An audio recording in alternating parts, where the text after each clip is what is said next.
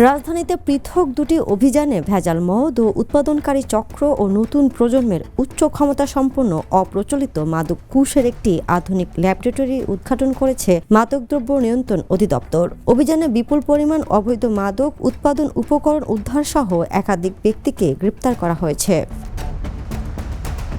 DNC সূত্র জানায়, স্বরাষ্ট্র মন্ত্রণালয়ের নির্দেশনায় গোয়েন্দা নজরদারি জোরদার করে গোপন তথ্যের ভিত্তিতে এসব অভিযান চালানো হয়। গত ৭ জানুয়ারি রাজধানীর বসুন্ধরা আবাসিক এলাকার একটি ভাড়াকৃত ফ্ল্যাটে ভেজাল মদ উৎপাদন ও মজুদের কারখানার সন্ধান পাওয়া যায়।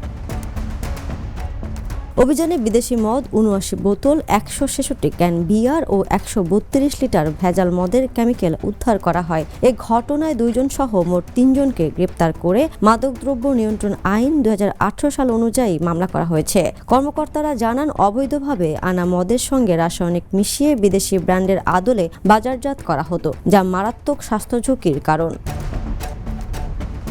অন্যদিকে ওয়ারী এলাকায় একটি আবাসিক ভবনে গড়ে তোলা আধুনিক কুশ উৎপাদন ল্যাবরেটরির সন্ধান পাওয়া যায়। অভিযানে কুশ প্লান্ট, বীজ, রেজিন ও আধুনিক চাষ সরঞ্জাম উদ্ধার করা হয় এবং একজনকে গ্রেপ্তার করা হয়েছে। ডিএনসি জানায়, বিদেশে অবস্থানরত পলাতক এক ব্যক্তি দূর নিয়ন্ত্রণ প্রযুক্তির মাধ্যমে ল্যাব পরিচালনা করছিল। রাজধানীতে মাদকের নতুন কৌশল ঠেকাতে অভিযান অব্যাহত থাকবে বলে জানিয়েছেন DNC. Desk report, the news.